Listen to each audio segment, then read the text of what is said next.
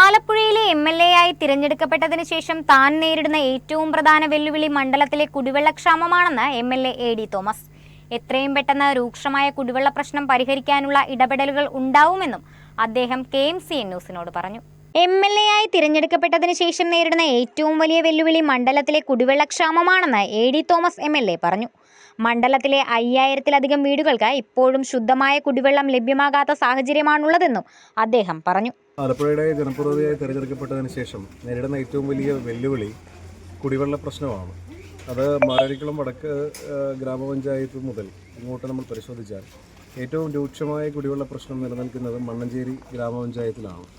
ഇവിടെ 5000-ഓളം വീടുകൾക്ക് മണ്ണഞ്ചേരിയിലും മാരിയാടും മാരോഴിക്കുളം തെക്കുമായി 5000-ഓളം വീടുകൾക്ക് കുടിവെള്ളം കിട്ടാത്ത വലിയ പ്രതിസന്ധിയുണ്ട്.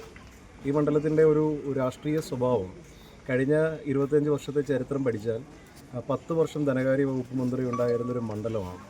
ആ മണ്ഡലത്തിൽ ഇത്രയും വലിയൊരു വിജയം UDF ഉണ്ടാകുന്നതിൻ്റെ തന്നെ കാരണം സാധാരണക്കാരായ ജനങ്ങളുടെ ഇത്രയും നാളത്തെ ക്ഷമ നശിച്ചതുകൊണ്ടുള്ളൊരു വിജയം കൂടിയാണ്.